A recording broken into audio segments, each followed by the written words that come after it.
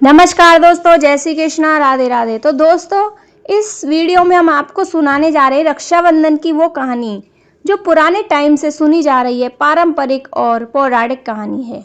हमेशा रक्षाबंधन पर वही कहानी सुनी जाती है। उसी दिन से शुरुआत हुई थी रक्षाबंधन की। क्या आपने कभी सोचा है कि वैकुंठ के स्वामी, सृष्टि के पालन भगवान विष्णु अपने ही धाम को छोड़कर एक असुर राजा के द्वारपाल क्यों बने? यह कहानी सिर्फ एक अवतार की नहीं, यह कहानी है एक वचन की, एक छल की और उस भक्ति की जिसने स्वयं भगवान को एक बंधन में बांध लिया था।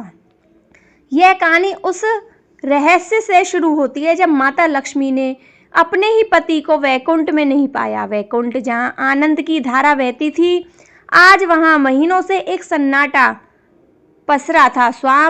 स्वामी, ब्रह्मांड के स्वामी अपने सिंहासन पर नहीं थे। माता पार्वती का हृदय व्याकुल था। उन्हें पता था कि उनके प्रभु कहाँ हैं, पर वो उन्हें वापस लाने में असमर्थ थी। देवर्षि नारद बीड़ा बजाते हुए आते हैं और नारायण नारायण करते हुए कहते हैं कि माता, मुख पर चिंता की लकीरें, त्रिलोक में सब कुछ कुशल तो है, प्रभु कहाँ हैं? प्रणाम देवर्षि, माता लक्ष्मी कहती हैं। जिनके होने से ही सब कुशल होता है वही यहाँ पर नहीं है। मेरे स्वामी, मेरे नारायण पाताल लोक में हैं। पाताल लोक में? पर क्यों माते? वहाँ तो सब सम्राट बलि का शासन है। प्रभु वहाँ पर क्या कर रहे हैं? वही तो मेरे दुख का कारण है नारद जी, माता लक्ष्मी कहती हैं। वो तो राजा बलि के द्वारपाल बने हुए हैं। क्या यह तो असंभव है?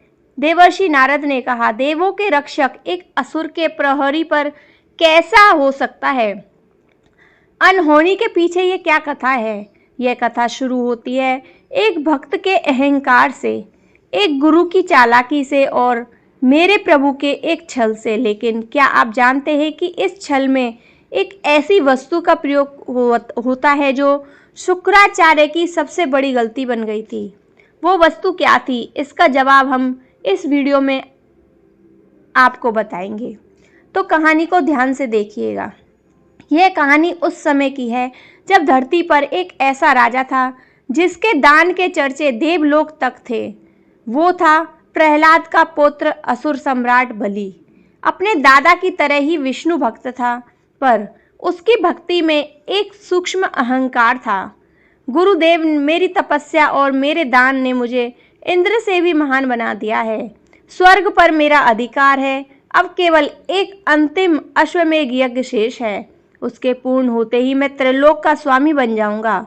बलि में इतना अहंकार था। बलि, तुम्हारी शक्ति असीमित है, इसमें कोई संदेह नहीं है, पर याद रखना, देवता छल करने में माहिर हैं और तुम्हारे दादा को स्वयं नारायण का वरदान प्राप्त था। वो तुम्हें वंश का विनाश नहीं करने देंगे, लेकिन वो छल से तुम्हें रोक सकते हैं। मुझे किसी अनिष्ट की आशंका हो रही है। राजा बलि के गुरु ने कहा, आप व्यर्थ चिंता करते हैं गुरुदेव। अगर स्वयं नारायण भी मेरे सामने याचक बनकर आ जाएं, तो मैं उन्हें भी खाली हाथ नहीं जाने दूंगा। मेरा वचन है, मेरा वचन ही मेरा धर्म है। यज्ञ की तैयारियां शुरू होती हैं। बलि जब वो विशाल यज्ञ कर रहा था, उसी समय दरबार में एक छोटा सा ब्राह्मण आया। अपने आप को वामन कहता था और विष्णु भगवान का 5वां अवतार था। महाराज, एक अद्भुत ब्राह्मण कुमार आपसे भिक्षा लेने आए हैं। उनका तेज देखकर लगता है कि जैसे स्वयं सूर्य धरती पर उतर आए हो। ऐसे यज्ञ के समय आया याचक, यह तो मेरा सौभाग्य है। बलि ने कहा, उसे सम्मान के साथ अंदर लाओ। वामन रूपी विष्णु धीरे धीरे चलकर बलि के सिंहासन के पास आते हैं। उनकी शांत आंखों में ब्रह्मांड की गहराई है। उनके एक हाथ में छाता था और दूसरे में पीतल के बना एक छोटा चमकता हुआ कमंडल। हे ब्राह्मण कुमार, आपका इस यज्ञ में स्वागत है। मैं प्रहलाद का पुत्र दानवीर बलि आपका अभिनंदन करता हूँ। मांगिए, आपको क्या चाहिए? सोना, चांदी, गांव, हाथी, घोड़े, आज आप जो मांगेंगे वो आपको मिलेगा। राजन, मैं एक साधारण ब्राह्मण हूँ, मुझे धन दौलत कोई लाभ नहीं है।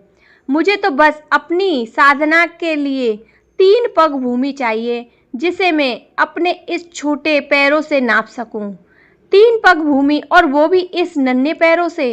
हे बालक, तुम तो मेरे दान का उपहास उड़ा रहे हो। मैं तुम्हें पूरी पृथ्वी दान कर सकता हूँ। कुछ ऐसा मांगो जो राजा बलि की शान के लायक हो। राजन, संतोष में ही सच्चा सुख है। अधिक की लालसा तो कभी समाप्त नहीं होती। मुझे केवल 3 पग भूमि ही चाहिए। अब अपने वचन से पीछे मत हटिए। बलि, रुक जाओ, मेरी बात मानो। यह कोई साधारण बालक नहीं है। बलि के गुरु ने कहा, यह स्वयं विष्णु हैं, छल करने आए हैं। यह तुम्हारा सब कुछ छीन लेंगे। इन्हें कुछ भी दान करने का संकल्प मत लो।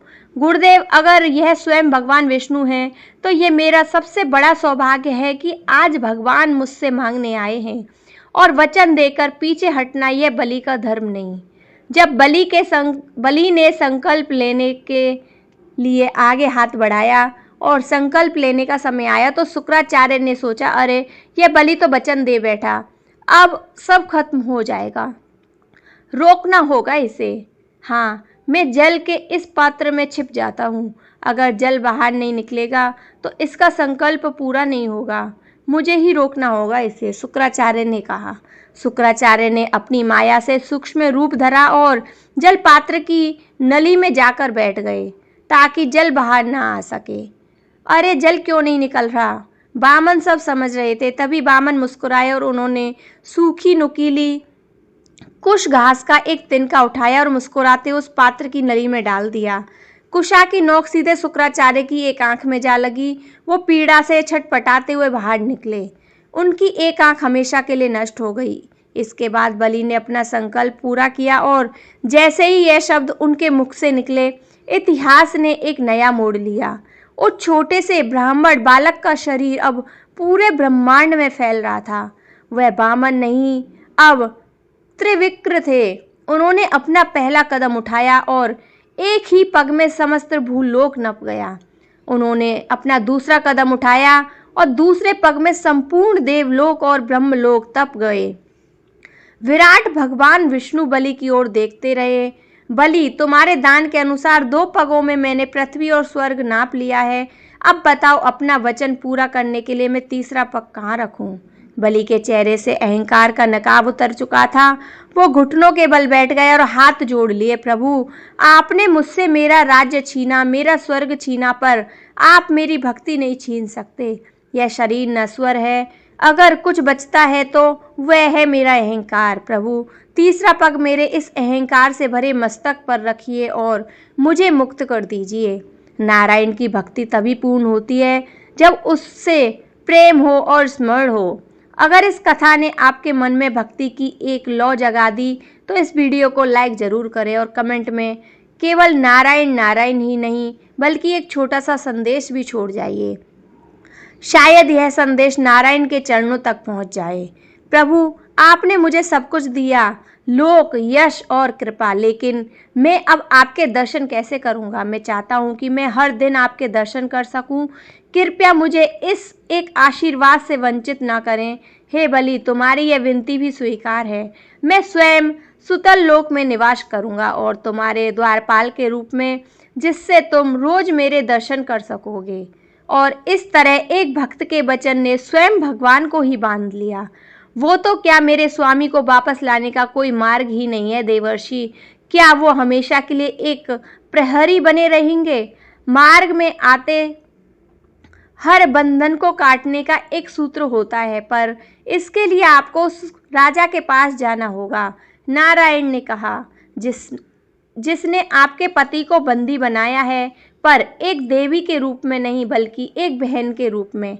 माता लक्ष्मी की आंखों में एक नई आशा की किरण चमक उठी। माता लक्ष्मी ने साधारण स्त्री का वेश धरा और निकल पड़ी अपने स्वामी को वापस लाने। देवी, आप कौन हैं और इस तरह विलाप क्यों कर रही हैं? राजन, मैं बहुत अभागन हूँ, माता लक्ष्मी ने बलि से कहा। आज रक्षा का पवित्र दिन है, पर मेरा कोई भाई नहीं है जिसकी कलाई पर मैं यह राखी बांध सकूं। बहन, आज से मुझे अपना भाई बनाओ, बलि ने माता लक्ष्मी से कहा। लाओ, मेरी कलाई पर एक रक्षा सूत्र बांधो। इसके पश्चात माता लक्ष्मी ने रेशम के धागों से बनी एक सुंदर राखी राजा बलि की कलाई पर बांध दी। बहन, मांगो, उपहार में क्या मांगना चाहते हो? मैं तुम्हारी हर परेशानी को दूर करूंगा। तब माता लक्ष्मी कहती है, भैया, मुझे मेरा पति लौटा दीजिए। यह कैसी लीला है प्रभु, जिनके मैं पाताल के द्वार पर प्रतिदिन दर्शन करता हूँ, जिन्हें एक भक्त की तरह निहारता हूँ। आज उन्हीं के लिए एक बहन बनकर आप मेरे समक्ष खड़ी हैं। मेरा धर्म क्या कहता है? एक भक्त का समर्पण या एक भाई का वचन?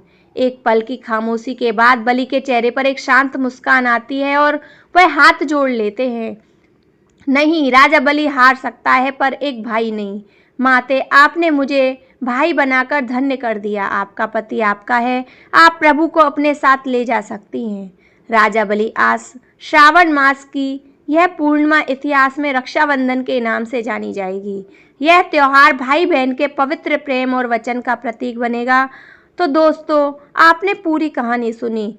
तो दोस्तों, यह थी रक्षाबंधन की पवित्र कहानी, जो सालों से सुनी आ रही है, जब से ही रक्षाबंधन का त्योहार शुरू हुआ था। तो दोस्तों, जय श्री कृष्णा, राधे राधे।